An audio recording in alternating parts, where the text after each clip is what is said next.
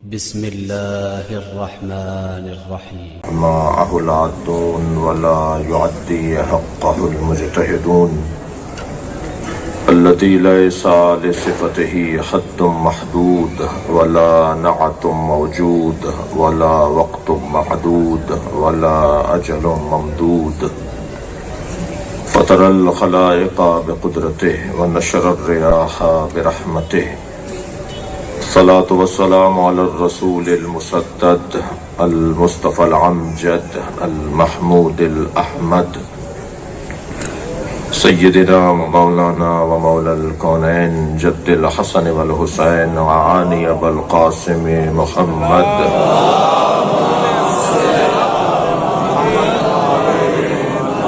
وآله الطيبين الطاهرين المعصومين الذين أذهب الله عنهم الرجس وطهرهم تطهيرا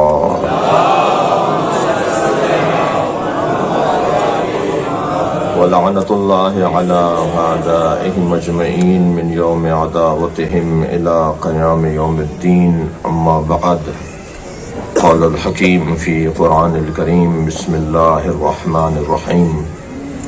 أتى أمر الله فلا تستعجلوه سبحانه وتعالى عما يشركون. صلوات.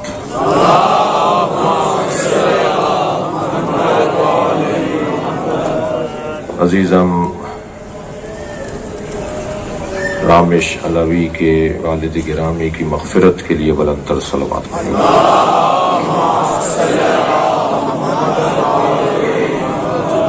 سورہ مبارکہ نحل کی پہلی آیت۔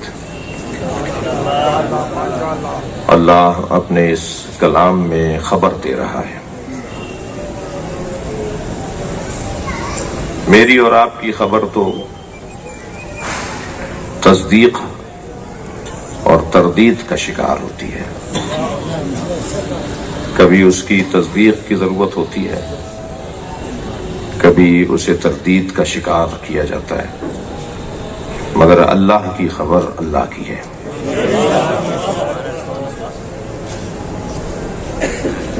معاشرہ کچھ کہتا ہو، بات اللہ کی ماننی ہے۔ بعض اوقات ہوتا ہے کہ سب لوگ ایک بات کہہ رہے ہیں اور اللہ کچھ اور کہہ رہا ہے، تو ماننی بات وہ ہے کہ جو اللہ کہہ رہا ہو۔ محفل پڑھ رہا ہوں اس لیے ممبر کا مزاح بھی روا اور جائز ہے۔ ایک شخص کو باندھ کر لٹا دیا اور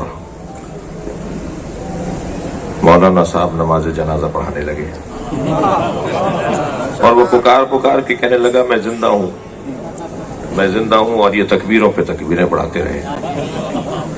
جب جنازہ نماز مکمل ہو گئی تو کسی نے کہا کہ یہ تو مولانا زندہ ہے، آپ نماز پڑھا رہے تھے۔ کہنے لگے میں کیا کروں، یہ ایک کہہ رہا تھا میں زندہ ہوں، اور 40 جو میرے پیچھے کھڑے تھے وہ کہتے یہ مردہ ہے، تو میں ایک کی مانوں یا 40 کی مانوں؟ تو بعض اوقات اس انداز سے اکثریت کی رائے جو بنائی جاتی ہے اس کی بنیاد پہ کہا جاتا ہے کہ جی سب یہ کہہ رہے ہیں، یہ سب یہ کہہ رہے ہیں، اکثریت یہ کہہ رہی ہے۔ جی بعض اوقات تو کہا جاتا ہے کہ جی کچھ تو ہوگا جو اتنا کچھ کہا جا رہا ہے۔ دیکھیں، کچھ محاورے تو ایسے ہیں جو اردو کے، پنجابی کے، سرائکی کے تو ہوں گے، اسلام کے نہیں ہیں۔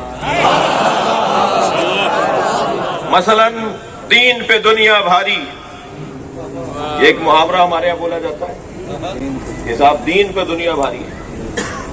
دین پر اگر دنیا بھاری ہے تو پھر قرآن کی ہم بات مانیں یا تمہاری مانیں؟ جو قرآن یہ کہہ رہا ہے لِيُظْهِرَهُ عَلَى الدِّينِ كُلِّهِ،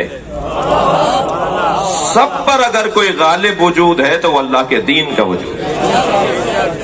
تو معاشرہ یہ کہہ رہا ہے کہ جی دین پہ دنیا بھاری، اور اللہ کہہ رہا ہے کہ دین ہر ایک پر غالب۔ مثلا کہا جاتا ہے کچھ تو ہوگا جو اتنی باتیں ہو رہی ہیں۔ عزیزان گرامی، یہ محاورہ تو خاص طور پر علی کے چاہنے والوں کو استعمال نہیں کرنا چاہیے، اس لیے کہ کچھ بھی نہیں تھا اور شام سے مولا کے خلاف بہت کچھ کہا جاتا تھا۔ کہہ لیں کہ وہ جو سب کہتے تھے کچھ تھا، یہ محاورہ بھی اسی طرح یہ کہا جاتا ہے کہ جی زبان خلق را نقار خدا گوین، یہ جو عوام کی باتیں ہیں، یہ جو بولی جا رہی ہے، یہ اللہ کی آواز ہے، یہ نقار خدا ہے۔ سارا معاشرہ ایک بات کرے تو ہمیں وہ بات جو اللہ کی بات سے ٹکرا رہی ہو نہیں ماننی۔ سارا معاشرہ کہتا ہے کہ دیندار نقصان میں ہے، دیندار نقصان میں ہے، دیندار خسارے میں ہے۔ یہ تقوی، پرہیزگاری، یہ خوف خدا ہے جو انہیں ترقی کی طرف نہیں لے جا رہی، ورنہ کہاں سے کہاں پہنچ جاتے اگر یہ بھی اوروں کی طرح یہ بھی دین سے لاوبالی ہوتے۔ سارا معاشرہ کہتا رہے کہ دیندار نقصان میں ہے، اللہ کہہ رہا ہے والعصر ان الانسان لفی خسر الا الذین آمنوا، اللہ کہہ رہا ہے کہ دیندار فائدے میں ہے، صاحبان ایمان فائدے میں ہے، صاحبان کردار فائدے میں ہے، حق بولنے والے فائدے میں ہیں، صبر کی تلقین کرنے والے فائدے میں ہیں۔ ہم اللہ کی مانیں یا لوگوں کی مانیں؟ سارا معاشرہ کہتا رہے کہ ابو طالب نے کلمہ نہیں پڑھا، اللہ کہہ رہا ہے والذین آووا ونصروا اولئک هم المؤمنون حقا، جنہوں نے نبی کو پناہ دی، جنہوں نے نبی کی مدد کی، وہی واقعی مومن ہے۔ صلوات پڑھیں گے محمد و آل محمد۔ خشنودی علی ابن ابی طالب بلندر صلوات۔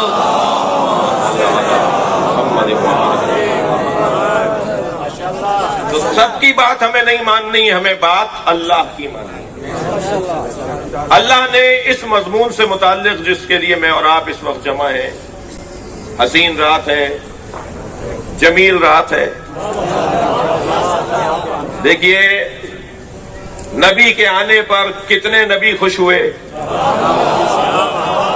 سیدہ کے آنے پر کتنے اللہ کے ولی خوش ہوئے، امام حسن کی آمد ہوئی تو کتنے خوش ہوئے، یہ ساری گنتیاں گنتے رہیے، امام زمانہ کے آنے پر سب خوش ہوئے۔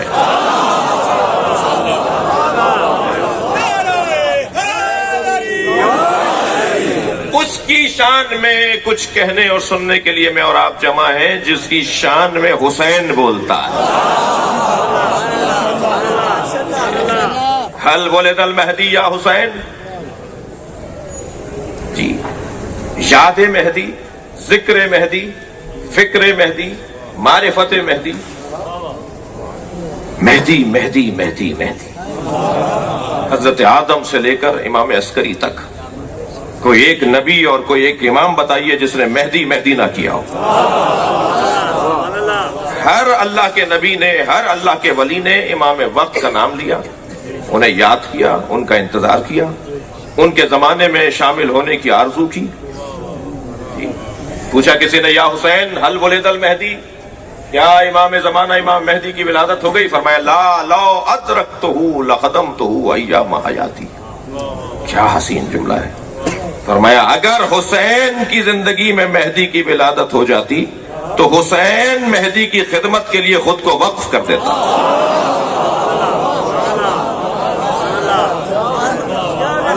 محمد و آل محمد بلندر صلوات۔ ہر ایک میلاد کا اپنا حسن ہے، ہر ایک آمد کا ایک جمال ہے، ایک کیفیت ہے، لیکن جس ممدوح کے لیے اس وقت ہم جمع ہیں ان کی آمد کا حسن ہی کچھ اور ہے۔ ان کے حوالے سے گفتگو ہی ایسی ہے کہ جس پر سب خوش ہوں گے اور سب ہمارے لیے خاص ان کا کرم ہم پر ان کا ہوگا۔ اللہ کا وعدہ لقد كتبنا في الدبور من بعد الذکر، ہم نے تین تحریریں لکھی ہیں، تینوں اصلی تحریریں،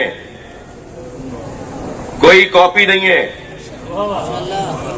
تین ہم نے تحریریں لکھی ہیں۔ لقد كتبنا في الدبور من بعد الذکر ان الارض يرثها عبادی الصالحون، تورات میں، زبور میں، اور یہ قرآن کی آیت ہے سورہ مبارکہ انبیاء، ہم نے تین جگہ پر لکھ دیا کہ اس زمین کے وارث ہمارے نیک اور صالح بندے ہیں۔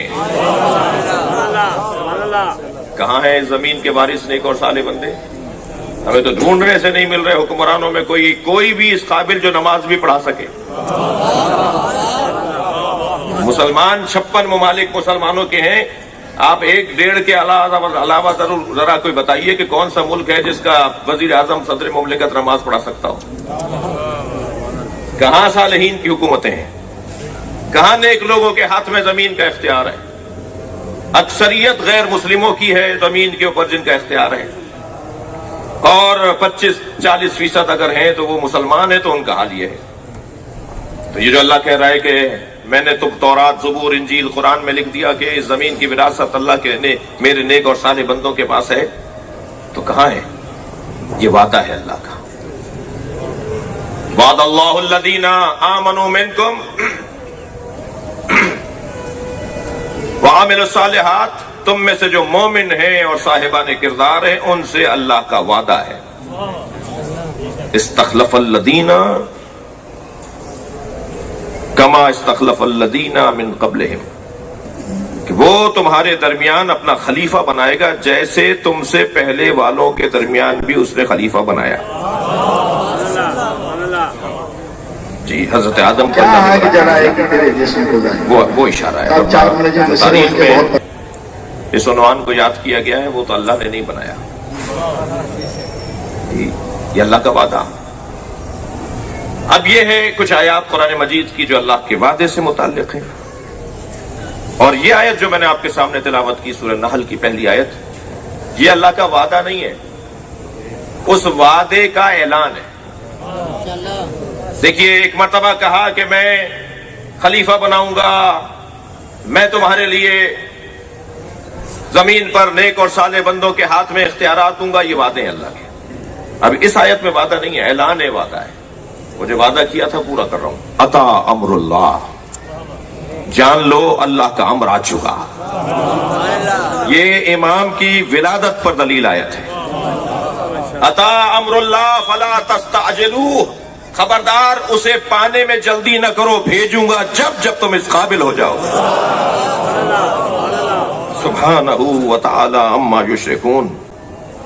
اور یقین جان لو کہ کوئی بھی نہیں ہے جو اللہ کے ساتھ شرک کر سکے، اللہ کے ساتھ شراکت رکھ سکے.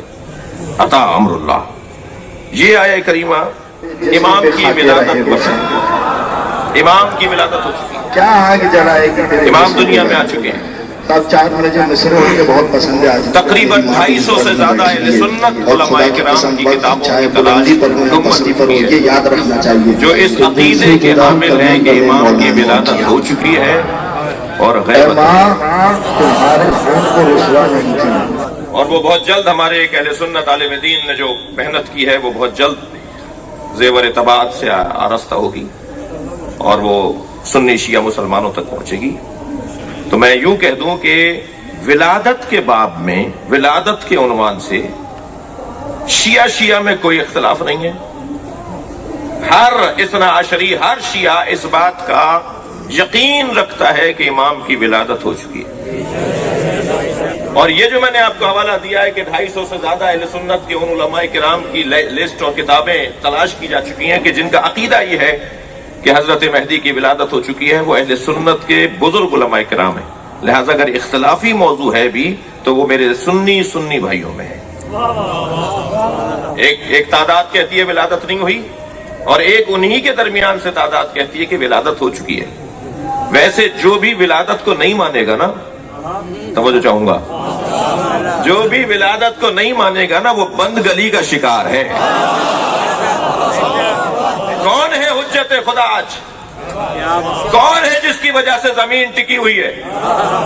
کون ہے جس کی وجہ سے آسمان پھٹ نہیں رہا، آسمان گر نہیں رہا؟ کوئی تو ہے کہ جو امن و امان کا سبب ہے، جسے حجت خدا کہا جاتا ہے. اب یہ اور بات ہے کہ میں انہیں پہچان نہیں پا رہا تو غیبت میں ہوں، وہ نہیں ہے. کیا معلوم؟ اسی صلوات پڑھیں محمد و آل محمد. برائے خشنودی امام زمانہ بلندتر صلوات.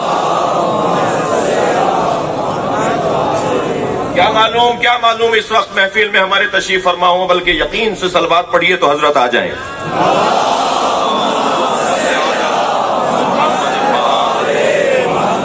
ایک اور صلوات بلانے کے لیے پڑھیے.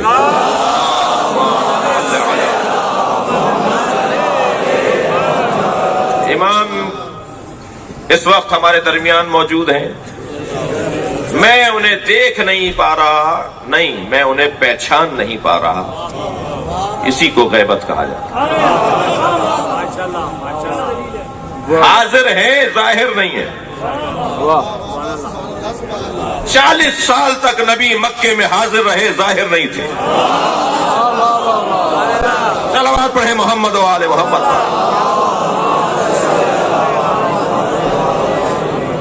40 سال کے بعد جب ظاہر ہونے لگے تو نبی تو اس وقت بھی تھے جب ظاہر نہیں تھے. نبی اس وقت بھی تھے جب حاضر تھے اور ظاہر نہیں تھے. لیکن جب پہچاننے لگ گئی امت اور لوگ پہچاننے لگ گئے تو اس وقت ظہور ہو گیا. ہمارے درمیان امام موجود ہیں، ہم بس جس دن پہچاننے لگ جائیں گے وہی ظہور کا دن ہوگا. تو ولادت امام کی ہو چکی ہے، یہ اللہ نے اعلان کر دیا ہے. اتا امر اللہ فلا تستعجلوا. اللہ کا امر آ چکا ہے، اسے پانے میں جلدی نہ کرو. تم نے پہلے پانے میں بہت جلدی کی تو اس کا نقصان ہوا، اب اللہ پہ چھوڑ دو. میں تو اس مرحلہ گفتگو کو 2 مصروں میں اس طرح سے یاد کروں گا کہ یہ تو طے کریں کہ ہم منتظر ہیں یا وہ منتظر ہے. ہم منتظر ہیں تو وہ منتظر، وہ منتظر تو ہم منتظر. کون ہے جو منتظر ہے؟ شاعر لکھنوی نے کیا خوب 2 مصرے کہے، ہم ان کی دید کے طالب و حکم خالق کے. توجہ چاہوں گا، ہم ان کی دید کے طالب و حکم خالق کے. مزہ ہے دونوں طرف انتظار ہوتا ہے. صلوات پڑھیں محمد و آل محمد.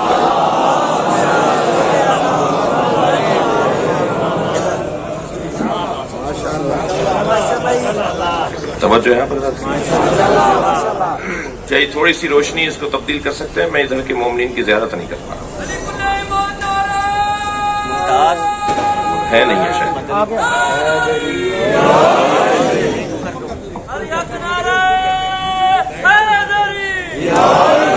ممتاز آقا اگر آواز سن رہے ہیں تو کیمرے کی لائٹ بند کر دیں تو اور اچھا.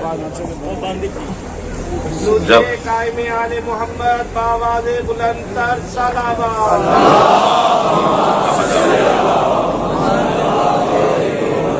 موجودہ انتظامیہ سے عرض کروں گا کہ باہر کی محفلوں کے لیے آپ کے پاس جگہ بہت ہے.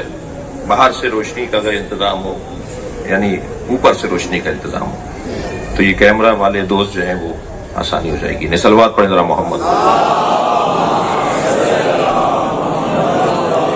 اس سے بہتر اور بلند صلوات پڑھیں.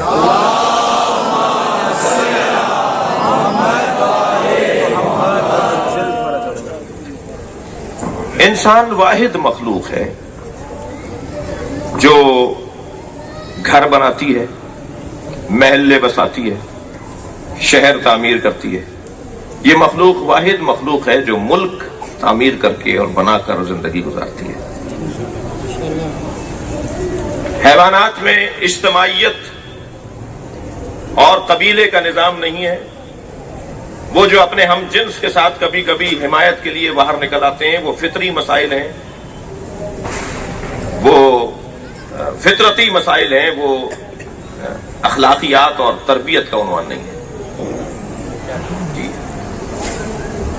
ان کی فطرت کے اندر جو جو چیزیں پائی جاتی ہیں حیوان اس کا اظہار کرتا ہے. اور بعض اوقات اگر حیوان اپنی فطرت پر بھی عمل نہ کر رہا ہو تو اسے پاگل جانور کہا جاتا ہے. مثلا سانپ کا کام کاٹنا ہے، اگر وہ نہ کاٹے تو یہ پاگل ہے. انسان واحد مخلوق ہے جو گھر بساتا ہے، گھر بناتا ہے، پھر شہر اور محلے، اور پھر شہر اور پھر ملک بناتا ہے. جب بھی مل کر رہنے کا منظر سامنے آئے گا تو مزاجوں کا اختلاف، مفادات کا اختلاف، ترجیحات کا اختلاف سامنے آئے گا. پڑوسی کے کچھ خواہشات اور مفادات ہیں اور برابر میں رہنے والے کے کچھ اور مفادات ہیں. جب مفادات آپس میں ٹکرائیں گے تو فساد لازم آئے گا. لوگوں نے شہر تو بسانا شروع کیے، ملک تو بنانا شروع کیے، لیکن جب مفادات کے ٹکراؤ سے فساد ہونے لگا تو پھر انہوں نے پولیس بنانا شروع کی. کہ کوئی فورس ہو، کوئی ڈنڈا بردار ہو، کوئی دھوس روب والا ہو کہ جو ان مفادات کے ٹکراؤ کے درمیان کوئی فصیل قائم کرے، کوئی فیصلہ کرے، کوئی فیصل وجود بنے. لیکن عزیزان گرامی، یہ جو باہر کی طاقتیں مفادات کے ٹکراؤ کو روکنے کے لیے کار فرما ہوتی ہیں، وہ اتنی ناقص ہیں، وہ اتنی کمزور، اتنی ناتوان ہیں کہ وہ تو انہی مسائل میں بول سکتی ہیں اور کچھ قدم اٹھا سکتی ہیں جو انہیں نظر آ رہا ہو یا جسے وہ سن لیں. جن باتوں کو وہ سن نہیں پا رہے، جن باتوں کو وہ دیکھ نہیں پا رہے، ان کے بارے میں ہم کوئی رائے نہیں دیں گے. اسلام نے شدت سے روک دیا، خبردار گلی کوچے کے اندر، چوراہے چوک کے اوپر اگر کوئی کام ایسا ہو رہا ہو جو مفادات کے ٹکراؤ کا ہو تو پھر ادارے آگے بڑھیں اور ان دونوں کے درمیان کو صلح صفائی کروائیں. لیکن جو گھر میں کام ہو رہا ہے اسے تو حق ہی نہیں ہے کہ وہ دیوار پھاند کر جائے اور وہاں جا کر دیکھے اور پھر اس کو دیکھنے کے بعد کوئی فیصلہ لے. یہ تو اسلام روک رہا ہے، یہ تو شریعت روک رہی ہے، یہ تو اخلاقیات روک رہے ہیں. تو پھر یہ جو باہر سے ایک طاقت بنائی گئی ہے کہ جو انسانوں کے درمیان آنے والے مفادات کے ٹکراؤ کو ایک فیصلہ کریں اور ان کے بارے میں کوئی حل نکالیں، وہ تو ناقص ہے. اللہ نے اگر ہمیں مدنی و طب بنایا ہے، اگر ہمیں شہری انسان بنایا ہے اور شہری حیوان بنایا ہے، مل کے رہنے والا بنایا ہے، تو پھر اللہ نے کیا انتظام کیا کہ اگر ہم بند کمرے میں بھی کوئی غلط کام کر رہے ہو تو اللہ کی طرف سے کوئی نظام ہو جو ہمیں کنٹرول کرے. عزیزان گرامی، وہ جو بند کمرے میں اللہ کی طرف سے کنٹرول کرنے والا نظام ہے اسے اولی الامر کہا جاتا ہے. وہ وہاں بھی دیکھ رہا ہوتا ہے جہاں ہر ایک کی نگاہیں نہیں ہوتی. یہ جہاں باب فضائل ہے کہ نبی جیسے آگے دیکھتے تھے ایسے پیچھے بھی دیکھتے تھے، وہاں معاشرے کی اور سماج کی ضرورت بھی ہے کہ کوئی ایسا وجود ہو کہ جو ہر حال میں دیکھتا ہو اور ہر جگہ دیکھتا ہو. محمد و اہل بیت محمد بآواز بلند تر صلوات.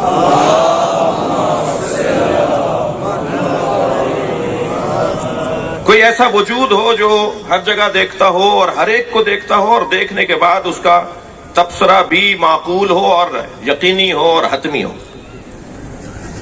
لہذا دروازے پر ایک شخص نے آ کر جب امام سے ملاقات کی خواہش کی اور کنیز نے اسے بتایا کہ حضرت اس وقت کسی ملاقات میں ہے، کچھ دیر تمہیں انتظار کرنا ہوگا، تو اس نے دروازے پر اس کنیز کی طرف خیانت کی نگاہوں سے دیکھا اور مجرمانہ دست درازی کی. تو امام نے اندر کے حجرے سے آواز لگائی کہ ہم دیواروں کے بعد بھی دیکھتے ہیں،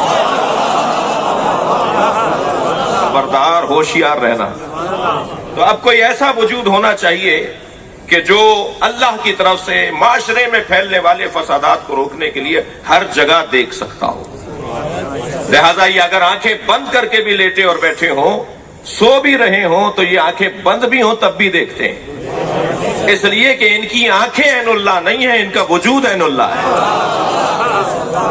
مکمل وجود جو اللہ کی طرف سے دیکھنے کے لیے اور نظارت کرنے کے لیے قرار دیا گیا. ہر دور کے اندر پروردگار عالم نے ایک اولی الامر، ایک صاحب امر کو قرار دیا جو معاشرے کو کنٹرول کرے، جس کے پاس اعمال پہنچے اور وہ ان اعمال کی بنیاد پر لوگوں کے لیے اللہ کی بارگاہ میں اپنی فیصلے کا اظہار کر دے. لہذا قیامت میں جب نامہ عمل دیا جائے گا تو ہر شخص کے نامہ عمل پر اس کے زمانے کے امام کے دستخط ہوں گے. یہ فائل ہم سب کی فائلیں پہنچیں گی، مگر ہماری فائلوں پر ہمارے وقت کے امام کے دستخط ہوں گے. اسی لیے کہا جاتا ہے کہ برا کام کرنے سے پہلے سوچ لیا کرو، اللہ کے پاس پہنچنے سے پہلے امام تک پہنچے گا. اور اگر امام کو تمہارے کسی عمل سے تکلیف ہو گئی تو یہ اس دشمنی سے کم دشمنی نہیں ہے کہ جو کھلے دشمنوں نے اہل بیت کے ساتھ ظلم کیا. امر الہی، اللہ کا امر آ چکا. عزیزان گرامی، عجیب رات ہے. اس رات میں ہمیں اعمال انجام دینے ہیں اور ساری رات اللہ کی عبادت میں گزارنی ہے. میرا تو دل کہتا ہے کہ جو اس رات میں ہمیں سجدے میں پڑے رہنے کا حکم ہے، اس کا ایک سبب یہ بھی ہے کہ تم اتنا سجدہ کرو کہ امام کے آنے کا شکریہ ہو جائے. اس رات کے اختتام پر جو اللہ کی طرف سے ہمیں انعام نصیب ہوگا وہ ایسا انعام ہے کہ جس انعام کا کوئی نعم البدل نہیں ہے، کوئی اس کا بدل نہیں ہے، کوئی اس جیسا وجود نہیں ہے، ہر شخص اس کی آمد کے انتظار میں ہے۔ جناب اسحاق ابن احمد میرے مولا امام حسن عسکری علیہ السلام کے نمائندے اور سرزمین قم پر امام کے سفیر اور نمائندے ہیں۔ امام سامرہ میں رہتے ہیں، حضرت احمد ابن اسحاق جو ہیں وہ قم کے اندر رہتے ہیں۔ وہ کہتے ہیں کہ میرے شہر کے اندر ایک یہودی منجم رہتا تھا، اچانک دروازے پہ دستک ہوئی تو میں نے جا کے دیکھا تو وہ یہودی منجم کھڑا ہے۔ مجھے پہلے تو یہ تشویش ہوئی کہ اس کا میرا کوئی تعلق نہیں ہے، کوئی سلام دعا نہیں ہے، ہمارا ان جیسے لوگوں سے کوئی تعلق نہیں ہے، واسطہ نہیں رکھتے ہم ایسے لوگوں سے، یہ میرے دروازے پر کیوں کرایا ہے؟ تو بہرحال یہودی تھا، منجم تھا، اختلاف نظر ہو سکتا ہے، مگر اخلاقیات یہ کہتی ہیں کہ دروازے پہ آئے ہوئے سے بات کرو۔ میں نے پوچھا کہ کوئی حاجت ہے؟ کہ میرے پاس مجھے کوئی حاجت نہیں ہے، لیکن میں رات میں جو رات گزری ہے اس رات میں اپنے حساب و کتاب میں مصروف تھا۔ اس واقعے کو، اس روایت کو لکھا یوم الخلاص کے اندر، میں اپنے حساب و کتاب میں مصروف تھا کہ ایک مرتبہ مجھے محسوس ہوا، اللہ اکبر، کہ ایک آمد ہوئی ہے زمین پر جو اس سے پہلے نہیں تھی۔ کہا جی کیسی آمد ہے؟ کہا قد ولدا مولود فی وقت قضا، فلاں وقت میں ایک مولود کی ولادت ہوئی ہے۔ لا یکون ھذا المولود، یہ پیدا ہونے والا، ولادت پانے والا نہیں ہو سکتا الا نبیا او وصی نبی، یا یہ دنیا میں آنے والا نبی ہے یا وصی نبی ہے۔ میں نے اس سے کہا کہ اور کچھ کہو۔ کہا ان نظر یدلنی، میری نظر یہ ہے کہ یہ آنے والا انہو یملک الدنیا شرقا و غربا سہلا و جبلا، یہ آنے والا ایسی حکومت بنائے گا جس کی حکومت شرق اور غرب تک پھیلے گی، جس کی حکومت زمین کے ہر گوشے تک پھیلے گی، کوئی زمین پر پہاڑ نہیں ہوگا جو اس کے قابو میں اور کنٹرول میں اور تسلط میں نہ ہو۔ یہ ایک ایسا وجود زمین پر آ چکا ہے کہ جس کے وجود نے ہمیں خوشحالیاں دینی ہیں، ہمیں راحتیں دینی ہیں۔ کہتا ہے حتی لا یبقى علی وجہ الارض، حتی لا یبقى علی وجہ الارض احدا الا وان له وقالا بولایتہ، کوئی زمین پر باقی نہیں رہے گا مگر وہ شخص اس کی ولایت کا اقرار کرے گا۔ یہ وہ آیا ہے کہ جس کو سب مانیں گے، جس کا اقرار سب کریں گے اور اس کے خلاف کوئی جا نہیں سکے گا، پوری کائنات پر اس کی حکومت ہوگی۔ جناب احمد ابن اسحاق کہتے ہیں کہ یہ کہہ کر مجھے چلا گیا تو میں سوچتا رہا یہ مجھے کیوں بتانے آیا تھا۔ تو ایک مرتبہ شوق بڑھنے لگا کہ بہرحال میرا تعلق اس گھرانے سے ہے کہ جو گھرانہ مہدی کا انتظار کر رہا ہے۔ میں نے اپنے غلام سے کہا کہ سامان سفر باندھو، ہمیں سامرہ امام سے ملاقات کے لیے جانا ہے۔ میں سفر طے کرتا ہوا، تھک تو نہیں رہے میری باتوں سے، میں سفر طے کرتا ہوا، میں رستوں کو طے کرتا ہوا، گزارتا ہوا پہنچا ہوں سرزمین سامرہ پر۔ اور جب میں وہاں پہنچا تو امام سے ملاقات اور اذن ملاقات میں نے چاہا تو کچھ دیر کے بعد مجھے حضرت کے گھر میں لے جایا گیا۔ جیسے ہی میں گھر میں داخل ہوا اور میں نے حضرت کو سلام کر کے چاہا کہ ادب کروں، ہاتھ کا بوسہ لوں، تو انہوں نے ہاتھ کھینچتے ہوئے فرمایا کہ پہلے اپنے امام کو تو سلام کر لو۔ اور جس طرف انہوں نے اشارہ کیا وہ ایک گہوارہ تھا جس میں ایک نومولود ایک بچہ لیٹا ہوا تھا۔ میں قریب گیا اور میں نے قریب جا کر ان کا چہرہ دیکھا۔ تعجب مجھے یہ ہو رہا تھا کہ میں اس بچے سے کیا بات کروں کہ ان کے چہرے پر میری نگاہ پڑی تو ان کا جلال وجہ ایسا تھا کہ میری نگاہیں ان کے چہرے پہ ٹھہر نہیں رہی۔ میں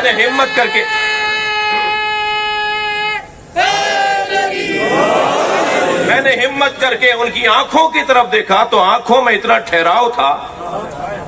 دیکھیے ایک جملہ کہہ دیتا ہوں کہ جو نومولود بچہ ہوتا ہے اس کی آنکھیں ٹھہری بھی نہیں ہوتی، کہنے لگے ان کی آنکھوں میں اتنا ٹھہراؤ تھا کہ وہ مجھے ایک لمحے بھر کے لیے دیکھتے تھے تو ایسا لگتا تھا کہ آسمان مجھ پہ گر سکتا ہے اور زمین مجھ پہ پھٹ سکتی ہے۔ میں نے امام کی طرف رخ کر کے کہا مولا یہ بچہ کون ہے؟ تو حضرت نے فرمایا کہ جس بچے کا انتظار آدم سے لے کر خاتم تک کرتے رہے یہ وہی مولود ہے۔ صلوات مل کر ہدیہ کریں گے۔ برائے خشنودی امام زمانہ بلند تر صلوات۔ یا امام المنتظر، یا امام المنتظر، نعرہ حیدری۔ کہتے ہیں میں پلٹا پھر گہوارے کی طرف اور میں نے پڑھ کر سلام کیا، اور سلام کر کے میں نے چہرے پر غور سے دیکھا تو چہرہ قمری الوجہ تھا۔ کہتے ہیں کہ میں نے اتنا حسین بچہ اور اتنا حسین چہرہ نہیں دیکھا جو چہرہ میں دیکھ رہا تھا۔ میں نے ان کے چہرے کی طرف دیکھتے ہوئے کہا کہ آپ کی امامت پر دلیل کیا ہے؟ اچھا یہ شاید حضرت احمد ابن اسحاق نے اس لیے بھی کیا ہو کہ روایت بنے اور ہم تک پہنچے۔ ہمیشہ اظہار اس لیے نہیں ہوتا کہ یقین نہیں ہے، کبھی کبھی اہل یقین بھی اظہار کرتے ہیں، اہل یقین بھی پوچھتے ہیں، بات کرتے ہیں۔ فرمایا آپ کے وجود پر، آپ کی امامت پر دلیل کیا ہے؟ تو وہ بچہ فصیح عربی میں گویا ہوا، جیسا کوئی خطیب اور کوئی ادیب بات کرتا ہے، اس لب و لہجے میں وہ بچہ گویا ہوا اور کہا میرے چہرے کا نور اور میری آنکھوں کی ٹھنڈک تمہیں دلیل نہیں مل رہی؟ میں امام ہوں۔ عزیزان گرامی، دو وجود ایسے ہیں کہ جو ایک دن میں ایک مہینے کے برابر نشو و نما پاتے تھے، اور ایک مہینے کی نشو و نما ایک سال کے برابر ہوتی تھی، اور ایک سال کی نشو و نما 10 سالوں کے برابر ہوتی تھی۔ ان میں ایک جناب زہرا، برائے خشنودی جناب سیدہ طیبہ طاہرہ بلند تر صلوات، اور ایک امام زمانہ امام مہدی۔ ایک دن کی ولادت، ایک دن کی آمد تو وہ ایک مہینے کے برابر لگیں گے، ایک مہینے کے ہو جائیں گے تو سال برابر لگیں گے۔ جناب زہرا کے ہاں بھی اسی طرح کی کیفیت تھی۔ یہ بچہ سوال کرتا ہے نا کہ 18 سال کی عمر تو بی بی کی شادی کتنے سالوں میں ہوئی ہوگی؟ یہ الجھنیں دور ہو جائیں گی اگر بی بی کی عظمت کا یہ باپ کسی پر روشن ہو جائے کہ 1 سال میں 10 سال کے برابر لگتی تھی۔ یہی کیفیت امام زمانہ کے بارے میں بھی ہے۔ 5 سال کے لگ رہے ہیں کہ جب امام چند مہینوں کے ہیں۔ جب امام نے اپنے والد کی نماز جنازہ پڑھائی ہے تو چند مہینوں کے ہیں، اور آئے ہیں گھر سے نکل کر آئے ہیں۔ اس وقت میں کہا جی 5 سالہ کم و بیش 5 سالہ بچہ تھا جو گھر سے نکل کر آیا، اور اس نے جعفر سے کہا کہ چچا پیچھے ہٹیے، نماز میں پڑھاؤں گا۔ تو جعفر ابن علی نے یہ نہیں کہا، جی یہ نہیں کہا کہ بچہ کیسے نماز پڑھائے گا، میں تو اس گھر کا بڑا ہوں۔ انہوں نے بھی امام کو جگہ دے دی۔ کبھی اگر امام کی اولاد کا کوئی کام سمجھ میں نہ آ رہا ہو تو شک نہ کرنا، اس کے پیچھے حکمت ہوتی ہے۔ محمد حنفیہ نے اگر دعویٰ کیا امامت کا تو اس پہ شک نہیں کرو، وہ اس لیے کہ سب کو جمع کر کے امام کے حوالے کرنا تھا۔ جب دعویٰ کر لیا تو دعوے پر دلیل چاہیے تھی، کہنے لگے میں بھی حجر اسود کو سلام کرتا ہوں، زین العابدین بھی سلام کریں، جس کا جواب آ جائے گا وہی امام ہے۔ خود تو جانتے تھے نا کہ میرا جواب نہیں آئے گا۔ ہر شخص سے زیادہ اس کے پر اور کون گواہ ہوتا ہے؟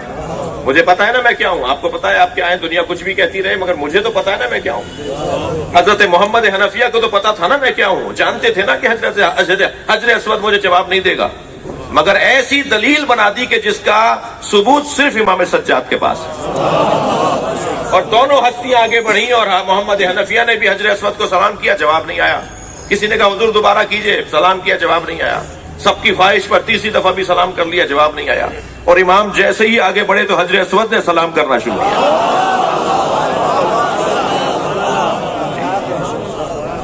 تو اسی طرح جعفر نے بھی امام کے حوالے کرنا تھا پورا ماحول. فوراً پیچھے ہٹ گئے جب حضرت نے کہا کہ چچا میں نماز پڑھاؤں گا. اور امام کے وہ 5 سال کا عمر کا ایک بچہ تھا, وہ تو چند مہینوں کی ولادت تھی. میرے کچھ بھائی یہاں تشریف فرمائے جو میری جان ہے, وہ بعض اوقات کہتے ہیں کہ شیعوں کی کچھ باتیں ہمیں سمجھ میں نہیں آتی. میں ان سے مخاطب ہوں, اتنے عرصے سے زندہ ہے, اتنی لمبی عمر. اچھا, تعجب کے جملے کہتے وہ ہیں جو توحید زیادہ کرتے ہیں. بھائی تم اللہ اللہ زیادہ کرتے ہو تو اللہ کی قدرت کو مانتے نہیں ہو. کہنے جی اتنی مدت سے کیسے زندہ ہے, 1150 سال گزر گئے, اب تک کیسے زندہ ہے.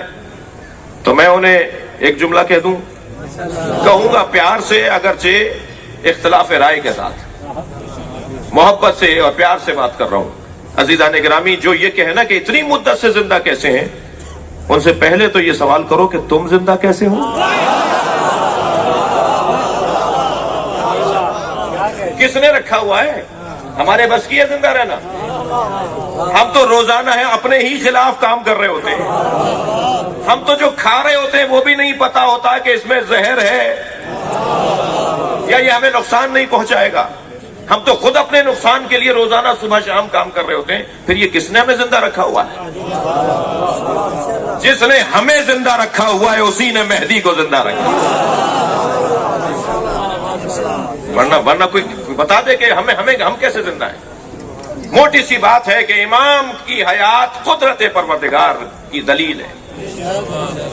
ماننا پڑے گا, اگر امام کی ولادت کو نہیں مانیں گے تو ماننا پڑے گا کہ زمانہ حجت خدا سے خالی ہے. سنی شیعہ نے حدیث لکھی کہ من ماتا ولم یعرف امام زمانہ فقط ماتا میتۃ جاہلیہ. جو اپنے زمانے کے امام کی معرفت نہ رکھے, اسے نہ پہچانے, اسے نہ جانے اور مر جائے تو وہ کفر کی موت مرے گا. تو ہر زمانے میں حجت خدا کا ہونا ضروری ہے. اور یہ محفل سج ہی اسی لیے رہی ہے کہ ہم ان کے دروازے پر بیٹھ کر یہ اعلان کریں کہ ہم آپ کے چاہنے والے ہیں, چاہے وہ سنی ہو یا شیعہ ہو. عزیزان گرامی, حضرت ہمارے درمیان موجود ہے اور آج رات کے اختتام پر آپ ایک عمل بھی انجام دیتے ہیں, وہ ہے عریضہ ڈالنے کا عمل, عریضہ لکھنے کا عمل. بعض جدید افکار سے مزین افراد کچھ شکوک کا شکار ہوتے جا رہے ہیں. میں ان کے لیے بھی ایک جملہ کہوں گا کہ یہ حضرت حسین ابن روح کو پکار کر جو آپ عریضہ ڈالتے ہیں, یہ ہمارے یہاں آج سے نہیں ہے. مسئلہ عریضے کا بہت روشن ہے. مذاق کرنے لگے, خط لکھ لیا آپ نے, خط پہنچتا ہے ان تک, کہاں ڈالتے ہیں؟ جی نہر میں, دریا میں, پانی میں, سمندر میں. اچھا, پھر پہنچ جاتا ہے. تو اس طرح کے لب و لہجے میں ہم سے بات کرنے والے افراد کچھ ہمارے احساسات اور جذبات کو مجروح کر رہے ہوتے ہیں. میں ان سے مخاطب ہوتے ہوئے اپنے بچوں کو بھی 2-3 دلیلیں دینا چاہتا ہوں. ہاں, خط 2 وجہ سے لکھا جاتا ہے. ایک تو خیریت پتہ کرنے کے لیے لکھا جاتا ہے, دوسرے خط لکھا جاتا ہے اپنی حاجتوں کو بیان کرنے کے لیے. اپلیکیشن لکھی جاتی ہے, درخواست لکھی جاتی ہے, خط لکھا جاتا ہے. ہم اپنی حاجتیں پیش کرنے کے لیے, اپنے مسائل بیان کرنے کے لیے خط لکھتے ہیں, یا خیریت پوچھنے کے لیے رشتہ داروں کو خط لکھتے ہیں. تو ہم جو عریضہ لکھ رہے ہیں, لکھیں گے اس رات کے اختتام پر, تو کس وجہ سے لکھ رہے ہیں؟ اگر خیریت پوچھنے والا پہلو ہے تو میں ایک جملہ کہہ کر آگے بڑھ جاؤں. خیریت تو ان کی ہے اس لیے کہ آسمان رکا ہوا ہے.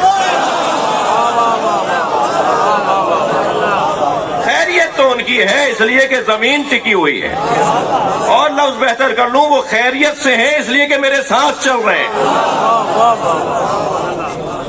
ہم خیریت کی وجہ سے انہیں خط نہیں لکھ رہے, خیریت تو ان کی ہمیں مل رہی ہے. ہم اپنی حاجت کے لیے انہیں خط لکھ رہے ہیں. اور حاجت, کیا ہم خط نہیں لکھیں گے تو ہماری حاجتوں کو جانتے نہیں ہیں؟ ہم خط نہیں لکھیں گے تب بھی وہ ہماری حاجتوں کو جانتے ہیں, مگر کوئی آداب بھی ہوتے ہیں, کوئی تہذیب بھی ہوتی ہے, کچھ ادب کا تقاضا بھی ہوتا ہے. کہنے لگے اچھا خط لکھتے ہو تو جواب آتا ہے. ہم نے خط لکھا کہ ہماری فلاں پریشانی دور ہو جائے, تو کیا وہ جواب لکھیں گے پریشانی دور ہو گئی یا پریشانی دور کریں گے؟ بس اگر ہماری پریشانی دور ہو رہی ہے تو یہی تو جواب ہے.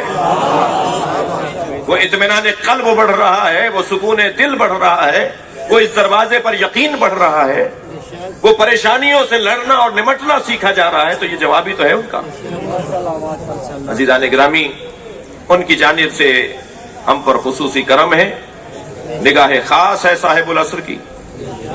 جان لیجئے امام کے اصحاب کی 6 صفات سورہ مبارکہ آل عمران کے اندر جو بیان ہوئی. یا ایھا الذین آمنوا من یرتد منکم عن دینہ, اے صاحبان ایمان اگر تم میں سے کوئی مرتد ہو گیا تو جان لو فسوف یأتی اللہ بقوم, اللہ ایک قوم کو لے آئے گا. تمہارے جانے سے کوئی فرق نہیں پڑے گا, تمہارے جانے سے کوئی امام بارگاہ بند نہیں ہوگا, تمہارے مرنے سے مسجد بند نہیں ہوگی, تمہارے جانے سے تنظیمیں بند نہیں ہوں گی. تم نہیں تھے تب بھی نظام الہی تھا, تم چلے جاؤ گے تب بھی ذکر حسین رہے گا. تم سے عزاداری نہیں ہے, تم عزاداری سے ہو.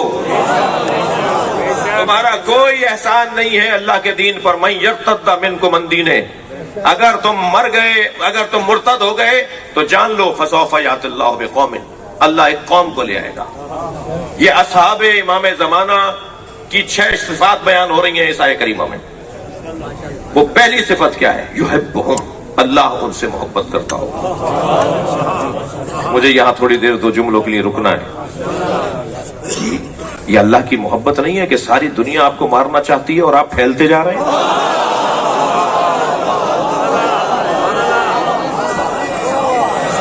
لبیک یا حسین, لبیک یا حسین, لبیک یا حسین, لبیک یا حسین. برائے خشنودی امام حسین علیہ السلام بلند تر صلوات. نعرہ تکبیر. جڑا بندہ خوش ہے دونوں ہاتھ چکے دوجے نوں چھٹی. نعرہ تکبیر. نعرہ رسالت. حسینیت زندہ باد. جدیدیت مردہ باد. بابا کیسا دل بالا. امام کے اصحاب کی پہلی صفت یہ ہے کہ اللہ ان سے محبت کرتا ہے. اللہ کی محبت کی یہ بہت بڑی دلیل ہے کہ دنیا آپ کی مخالف ہے مگر آپ مطمئن ہیں. اللہ کی محبت کی یہ بہت بڑی دلیل ہے کہ آپ مسلسل پھیلتے جا رہے ہیں, مسلسل آپ کے اندر بڑھوتی ہے, اضافہ ہے, اطمینان ہے, سکون ہے. مجھے تو تعجب ہوتا ہے اس مولائی پر کہ جب فضائل اہل بیت پڑھنے پر یا مشی کرنے پر یا ماتم عزاداری کرنے پر یا مجلس محفل کرنے پر اس پہ FIR کرتی ہے تو وہ پریشان ہو جاتا ہے. مجھے اس FIR کو گلے میں ہار بنا کر گھومنا چاہیے.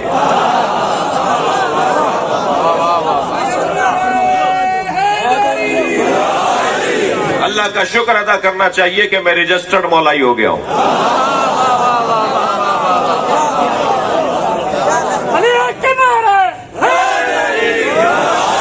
ایک صاحب کا کلپ موجود ہے, وہ تقریر کر رہے تھے اور یہ جو ایک جماعت بنی تھی نا آپ کے فیصل آباد کے ڈویژن کے اندر, اور پورے پاکستان میں انہوں نے اپنا نقصان کیا.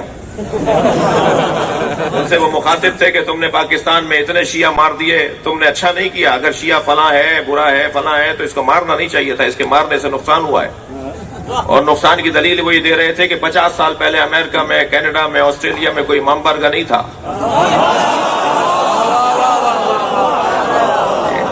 آج پوری دنیا میں حسین کا ذکر ہو رہا ہے, ہمارا تو کوئی نقصان نہیں ہوا.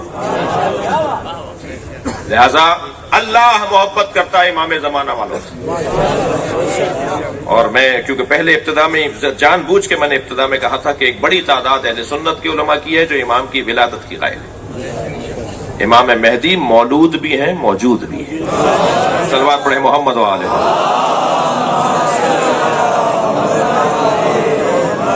پہلی صفات یحبہم, اللہ ان سے پیار کرتا ہوگا, اصحاب امام اور امام کے زمانے کے لوگوں سے اللہ محبت کرتا ہے. جو امام کو چاہتے ہیں اللہ ان سے محبت کرتا ہے.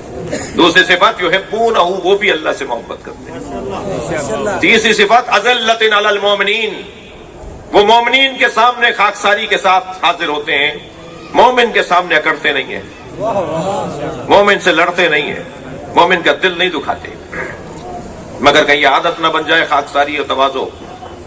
عزت علی الکافرین، مگر کافروں سے اکڑ کر بات کرتے ہیں.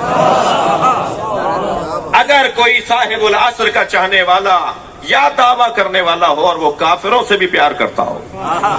کافر دو طرح کے ہوتے ہیں، ایک کافر حربی ہے، ایک کافر ذمی ہے. جو کافر ذمی ہے وہ کافر ہے جو مسلمانوں کی مملکت میں رہتا ہے مگر مسلمانوں سے لڑنا نہیں چاہتا، جزیہ دیتا ہے، اپنے حقوق ادا کرتا ہے، اپنی ذمہ داریوں کو ادا کرتا ہے اور فساد نہیں پھیلاتا. اور کافر حربی وہ ہوتا ہے جو مسلمانوں کے مفادات کے خلاف، اسلام کی تعلیمات کے خلاف، قرآن کے خلاف اعمال انجام دیتا ہو، اس کی فعالیت ایسی ہو کہ جو قرآن اور اسلام کے خلاف ہو، وہ کافر حربی ہے. عزیزان گرامی، مجھے تعجب ہوتا ہے بعض شیعوں کی طرف کہ جو قادیانیوں سے پیار کا اظہار کرتے ہیں، محبت کا اظہار کرتے ہیں. اپنے مطالعے کو بڑھائیں. صرف سنیوں کا ٹھیکہ نہیں ہے کہ وہ قادیانیوں کے بارے میں تبلیغ کریں اور بتائیں کہ ان کے اعمال کیا ہیں، ان کا نظریہ کیا ہے، ان کے خیالات کیا ہیں.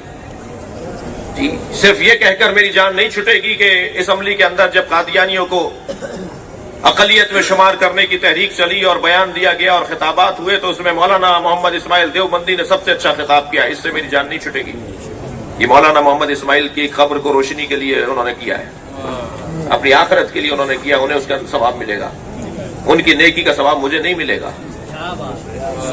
آج کا شیعہ اگر معمولی سی بھی ہمدردی رکھتا ہے ان لوگوں سے تو اس کی معلومات کی کمی ہے. میں انہیں دعوت دے رہا ہوں تحقیق کی کہ آپ کتابوں کو جا کر دیکھیے. ان کی کتابوں میں نہ صرف اللہ رسول کے بارے میں شکوک و شبہات ہیں بلکہ اہل بیت کی توہین ہے. کربلا کے واقعے کو جو تسلیم نہ کرتا ہو ہم اسے تسلیم نہیں کرتے. آج ان کے خطابات بھی الحمدللہ بہت آسانی سے آپ کو مل جائیں گے، جس میں ان کے جو اس وقت کے خلیفہ حضرات ہیں اور ان سے پہلے والے جو تھے وہ باقاعدہ کربلا کے واقعے کی تردید کرتے ہیں اور کہتے ہیں معاذ اللہ کہ امام حسین کو نہیں جانا چاہیے تھا، یہ اپنا سر دیوار میں مارا، حسین نے خود معاذ اللہ اپنا نقصان کیا، یزید کے خلاف جانا نہیں چاہیے. اسلام زندہ ہوتا ہے. اور کربلا کے بعد کسی نے سوال کر لیا کہ جی اس شعر کے بارے میں کیا کہتے ہیں غلط شعر ہے، اور پھر کربلا کی مخالفت کرنا اور پھر ان کی تعلیمات میں ان کے ہاں اور پھر امام زمانہ سے متعلق سب سے زیادہ میں نے یہ بات کیوں لایا. ممکن ہے کوئی کہے بھائی یہ قادیانی کہاں گئے، تو اصل مسئلہ یہ تھا کہ سب سے زیادہ مسلمانوں کے لب و لہجے میں اگر کوئی مواد فراہم کرتا ہے امام مہدی کے بارے میں تو وہ قادیانی فراہم کرتا ہے. سب سے زیادہ امام مہدی کے خلاف اگر کوئی باتیں کرتے ہیں اور گفتگو کرتے ہیں اور کتابوں میں لکھتے ہیں تو وہ قادیانی لکھتے ہیں. لہذا ہر وہ شخص جو نظام پروردگار کے خلاف جائے گا وہ چاہے کتنا ہی لمبے قد والا ہو ہم اسے نہیں مانتے. صلوات پڑھیں محمد و آل محمد.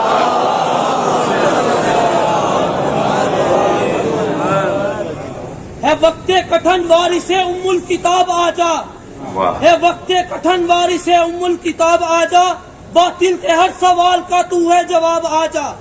ہر ایک قضادار ہے سجدے میں منتظر، اے مولا اب اتار دے نقاب آجا. علی حق نعرہ ہے. لہذا سنی شیعت و مہدویت کے عقیدے پر متفق ہے، مگر جو اہل سنت اور شیعوں کے درمیان امام زمانہ کے بارے میں شکوک ڈالنے والا کوئی گروہ ہے، کوئی تنظیم ہے، تو ان میں ایک بڑا نام اس خطے کے اندر قادیانی ہے. عزیزان گرامی، جشن کی کیفیت ہے اور مجھ سے پہلے جو سلسلہ گفتگو کا رہا وہ نظمی سلسلہ رہا. تو کچھ دن پہلے حضرت امیر مینائی کی زمین میں مولا کی بارگاہ میں غزل کہی تھی. یہ امام مہدی وہ معشوق ہیں ہمارے کہ جن کی غزل ممبر سے سنائی جائے گی. صلوات پڑھیں محمد و آل محمد.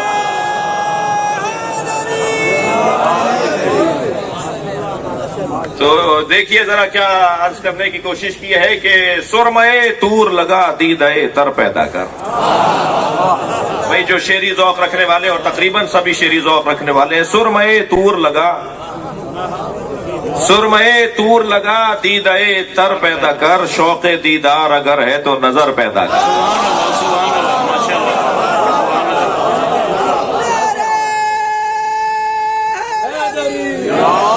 بہت شکریہ, آپ نے جناب سکندر صاحب کو اور رامش میاں کو بہت اچھی طرح سنا, اور اسی سلسلے کو آگے بڑھا رہا ہوں کہ زینہ ممبر شبیر سے بڑھ کر کیا ہے. زینہ ممبر شبیر سے بڑھ کر کیا ہے, زینہ ممبر شبیر سے بڑھ کر کیا ہے. شعری مزاج میں شعر سناؤں گا. زینہ ممبر شبیر سے بڑھ کر کیا ہے, مل گیا تجھ کو شرف اس پہ نہ شر پیدا کر. صلوات پڑھیں محمد و آل محمد.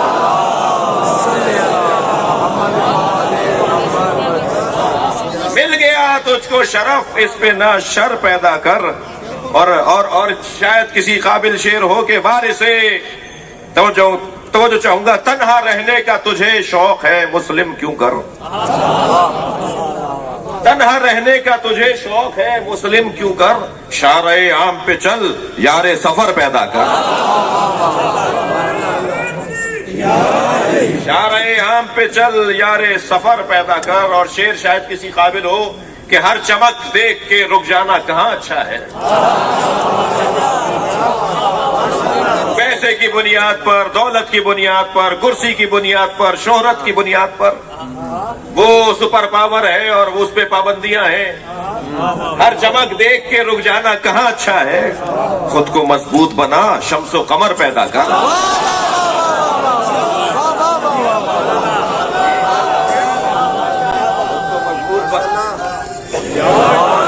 خود کو مضبوط بنا, شمس و قمر پیدا کر. اور ان کے احسان پہ احسان چلے آتے ہیں, ہے نا احسانات ہمارے اوپر, ان کے احسان پہ احسان چلے آتے ہیں. اپنی الفت میں بھی انداز دیگر پیدا کر, اپنی الفت میں بھی انداز دیگر پیدا کر. اور دیکھیے گا کہ کیا عرض کیا ہے کہ الاجل کہنے سے آ جائیں گے مولا کیسے. صرف الاجل کہنے سے, الاجل کہنے سے آ جائیں گے مولا کیسے. اپنے آقا کے ذرا دل میں تو گھر پیدا کر. اپنے آقا کے ذرا دل میں تو گھر پیدا کر. اور عاشقوں سے مخاطب ہوں کہ ساحل عشق پہ رہ جانے سے حاصل کیا ہے. یہ بڑی مشکلوں سے تو سمندر عشق ملا ہے, یہ بھی وہاں پہنچ کے ٹھہرے رکے کھڑے. جب پہنچ ہی گئے ہو تو اب اترنے کی کوشش کرو. ساحل عشق پہ رک جانے سے رہ جانے سے حاصل کیا ہے, ڈوب کر پار اترنے کا ہنر پیدا کر.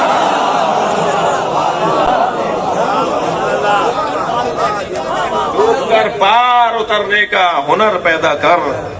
اور دل گرفتہ ہے اگر ظلم و ستم سے عاصی, دل گرفتہ ہے اگر ظلم و ستم سے عاصی. خانقاہ دل گرفتہ ہے اگر ظلم و ستم سے عاصی, خانقاہی سے نکلنے کا جگر پیدا.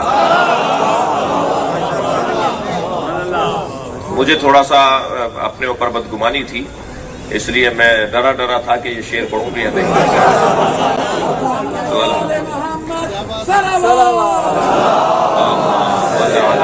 محمد محمد جناب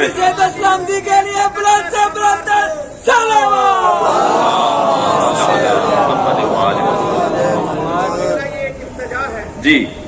مولا موالیوں کے مقدر سنوار دو, الہی آمین. دل اپنے بے قرار ہیں آ کر قرار دو. کب تک رہو گے غیب میں محمد کے جانشین, خدا کے واسطے اب تو پردہ اتار دو. نعرہ حیدری. آپ کا ذوق سماعت دیکھتے ہوئے مجھے حوصلہ مل رہا ہے. علامہ عقیل الغربی نے پچھلے دنوں ایک مصرع بھیجا کہ کلام کہہ کے بھیجی ہے, پھر وہ لندن میں پڑھا بھی گیا. تو وہ نئی نعت ہے جو میں آپ کے سامنے سنا رہا ہوں، اور مصرع بھی جو ہے حضور قادری صاحب مصرع بھی جو ہے وہ جناب علامہ نجم آفندی کا مصرع ہے، ان کی زمین میں اور ان کے مصرے پہ کلام ہے کہ جہان حسن سے یہ انقلاب ہو نہ سکا، جہان حسن حسینوں سے یہ کام نہیں ہو پایا، جہان حسن سے یہ انقلاب ہو نہ سکا، محمد عربی کا جواب ہو نہ سکا۔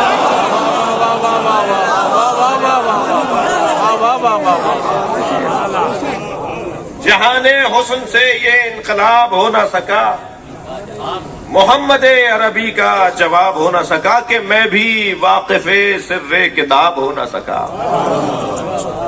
کہ میں بھی واقف سر کتاب ہو نہ سکا، اسی لیے تو میرا انتخاب ہو نہ سکا۔ بہت شکریہ آپ کی توجہ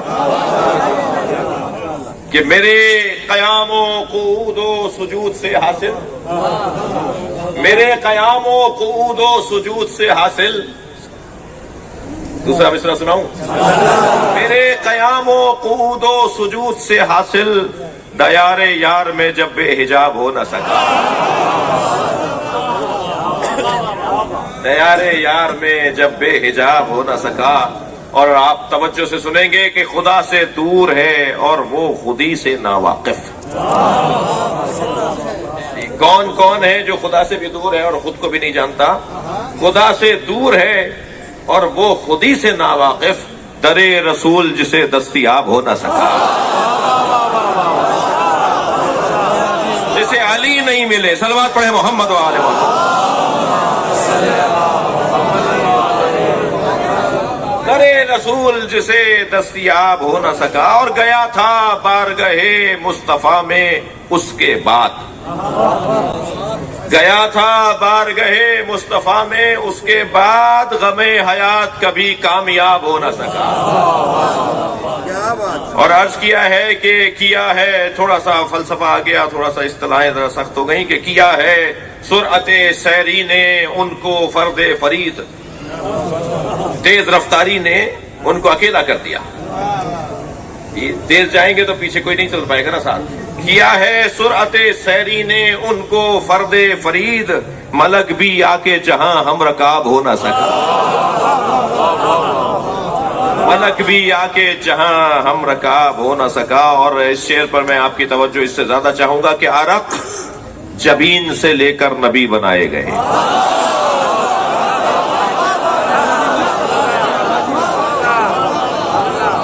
عرق جبین سے لے کر نبی بنائے گئے، عرق جبین سے لے کر نبی بنائے گئے، پھر اس کے بعد پسینہ گلاب ہو نہ سکا۔ صلوات پڑھے محمد و آل محمد، پھر اس کے بعد پسینہ، صلوات پڑھے محمد و آل محمد۔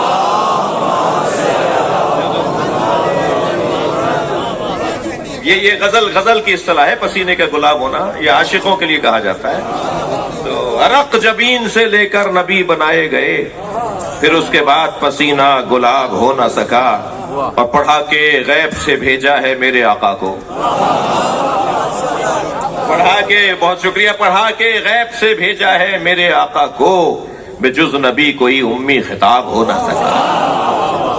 اور آمادہ ہیں تو ذرا شعر سنیے گا کہ مجھے فرشتوں نے دیکھا کہ چنگ بے دامن ہوں، محشر میں نبی کا دامن پکڑے کھڑا ہوں، مجھے فرشتوں نے دیکھا کہ چنگ بے دامن ہوں، پھر اس کے بعد مجھے فرشتوں نے دیکھا کہ چنگ بے دامن ہوں، میرے ثواب کا ان سے حساب ہو نہ سکا،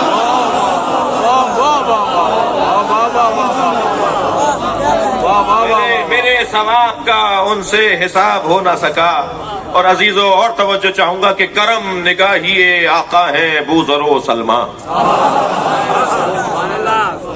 کرم نگاہی آقا ہیں بوذر و سلمہ، کرم نگاہی آقا ہیں بوذر و سلمہ۔ ثانی اور دوسرا مصرع سنیں گے، کرم نگاہی آقا ہیں بوذر و سلمہ، وہ ذرہ کیا جو یہاں آفتاب ہو نہ سکا، وہ ذرہ کیا جو یہاں آفتاب ہو نہ سکا۔ اور یہ شعر میری اب تک کے کلام کا شاید حاصل شعر ہو، کہ حقیقتاً تھکے تو نہیں، حقیقتاً ابو طالب کے لاڈلے کے سوا وہ نعت ہی نہیں ہے جس میں حضرت ابو طالب کی بات نہ ہو۔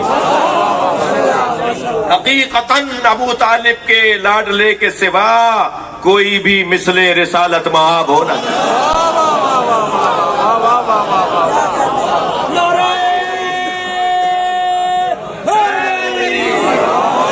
زباں کے ساتھ دل بولا، زمین بولی فلک بولا، برائے خشنودی علی ابن ابی طالب بلندر صلوات۔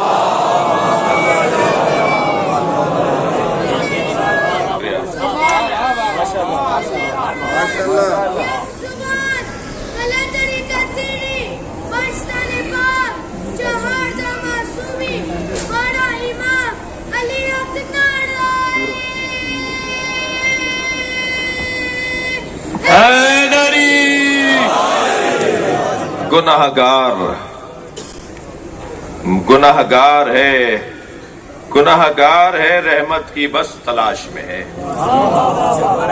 گناہگار ہے ریاست شاہ صاحب، گناہگار ہے رحمت کی بس تلاش میں ہے، ہمارا عاصی بھی یوں بازیاب ہو نہ سکا۔ یا اللہ ہمارے بولنے بیٹھنے کو عبادت شمار فرما، ممدوح ہے ہاذا، اور امام وقت کی ظہور میں تعجیل فرما، ہمیں حضرت کے نوکروں میں شمار فرما، ان کے آنے کی تیاری کرنے والوں میں شمار فرما۔ محفل کے انعقاد میں جن عزیزوں نے دوستوں نے اپنا ہر اعتبار سے حصہ ڈالا ہے، ان کی رزق میں عزت میں اضافہ فرما، امام زمانہ کے ظہور میں تعجیل فرما، خوشحالی خوشبختیوں کے لیے اور محفل کی قبولیت کے لیے بلند تر صلوات۔